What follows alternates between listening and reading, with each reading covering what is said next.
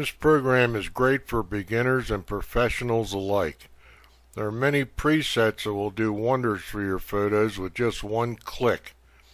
But if you have a specific problem with an image, then this software will satisfy the most demanding professionals. Even then, when working in depth with this software, it is user-friendly and easy to understand. Here are 9 images that we thought needed some work and what the program did to fix them. We'll get into the actual program interface in a minute. Watch the 9 images here with their corrections, and if you like what you see, then keep watching. We think you'll like the results. When you're working in the program and learning its interface, don't be afraid to run the adjustment sliders all the way to plus or minus.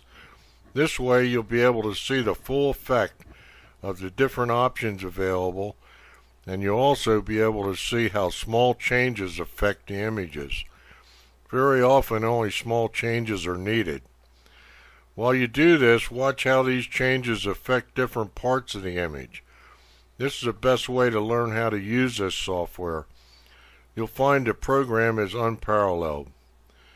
You'll be able to use a lot of images that you would have normally deleted, and it'll enhance your photography work immensely. This is our favorite imaging software and the one we use the most. Well, here's a nice image. Let's give it a little boost here in landscape. Color and contrast boost.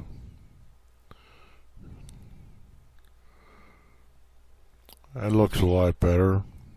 There's the original, and there's the fixed image. They can also view this with a before and an after. It's a before and an after. I like to view it as just a whole image. You can left click on it, and that'll show you the before and the after. And then some of the other things you might be interested in here as we get into this a little more is the different contrasts in the dynamics, which will give you a little more sharpness, the black level, the midtones, the white level, and then down here is the hue, saturation, and luminance. It's a hue, saturation, luminance. Now you can set these and adjust them, and don't be afraid to run the sliders one way or the other for a little bit and see what kind of a difference you can make with it. Basically, this image looks real good. Let's take a look at another one.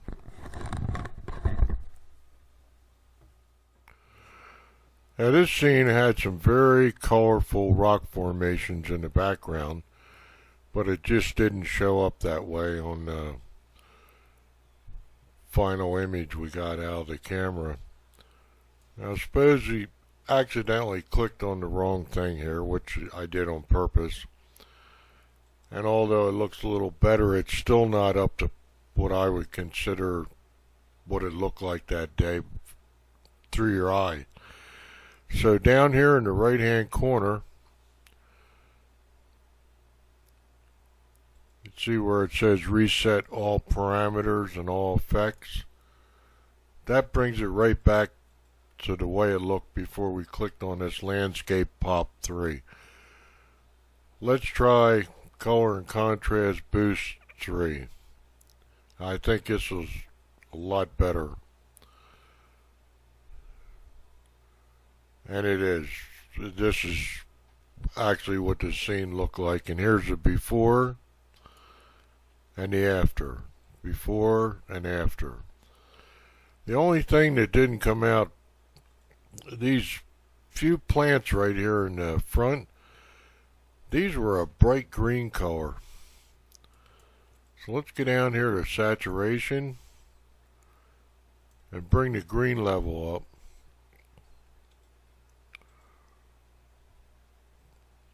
To about there. Now look at the difference. These were some brightly colored leaves. I don't know what the plants were, but now it looks like it should look like it looked like in person. Let's find another image.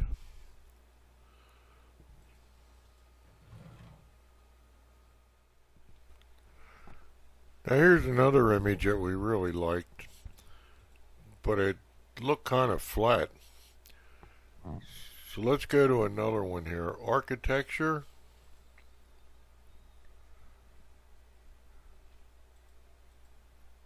While the program is preparing the previews.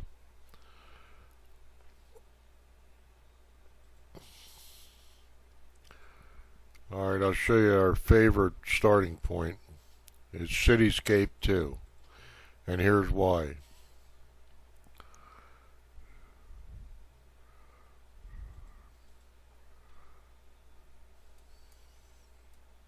There's the difference.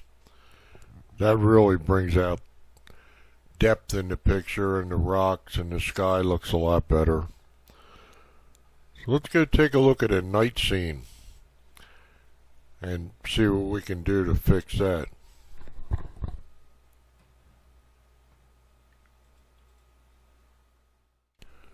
Well, let's look at another image. Here's a night scene taken in Las Vegas. And to start off with, we'll go to Cityscape 2. Give us a minute down here to work. Alright, now this looks a lot better.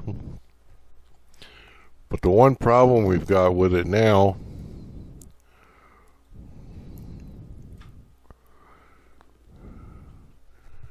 it's brought up a little noise here in the image. There's the before and there's the after. Now the noise in the black part of the image, we want to bring that back to natural, but we want to keep this. So let's see how we can do that. We'll work in here under the dynamics of the image, under the tone level.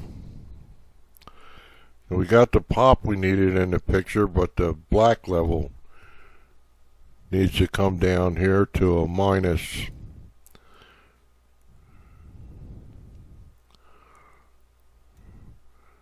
Let's try this and see here. It's working on it.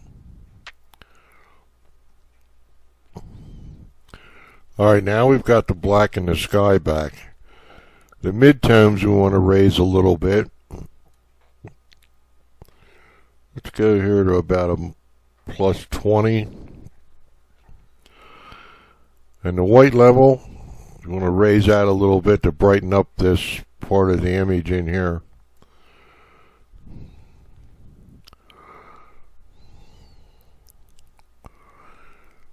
Let's take this up a little ways here. Let's see, about a 30. Now it's working on it. Give it a minute. Alright, I think that's going to look pretty good. Let's take a look at the whole image and see. Let's give it a minute. It's working on it. Alright, there we go. There's the before and the after. Now this brought up a lot of the detail and this part of the image right here. And up in here in the statue. Made the image pop. And we still had the black without the noise in it. I think that'll do it. And that's what you do with this tone level. And like I said, run these sliders all the way, either way, and try them and see what works the best for you. Alright, on this photo, let's see if we can capture a little more detail in the rocks over here and fix the blown highlights in this area. And maybe darken the sky a little bit too. First we'll start off with Cityscape 2, which is one of our favorite starting points. And that brought out some of the detail, darkened the sky, but we still have to fix the blown highlights in this area. So let's see here. Let's lower the contrast in the low contrast here.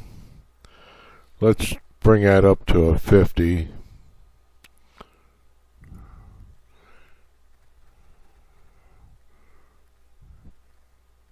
Alright, that brought out more contrast and more detail in the rock formations on this side. Now on the black level, let's take this up just a little bit.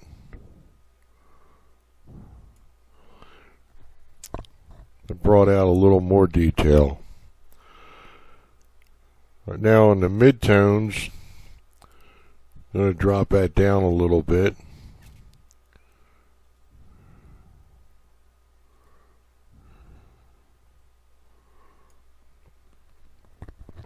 Alright, that's starting to bring out some detail in here, but we need to lower the white level.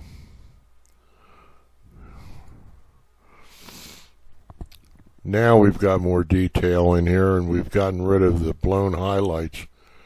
There's the before, and there's the after. Before and after. That looks a lot better.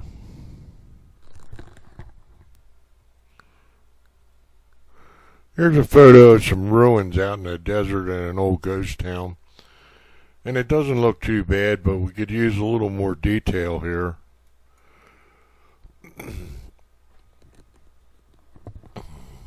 That brought up some more detail in the old stone wall here, but the sky's got a funny aqua color to it, or it should be blue. So let's go to the HSL filter and go down here to hue and take the aqua, and you can see it's bluer on this way, so we'll go over here to blue a little bit. That doesn't look too bad right there. So we got the blue. Let's add a little more blue color to it. A little darker blue. I think that pretty much has it fixed now. It looks a lot better. There's the before and after. Now this blue sky up here, this aqua color, that happens sometimes when you're shooting out in the bright sun. And it's really hard to fix in most programs, but you can see this was a very easy fix. Alright, thanks for watching.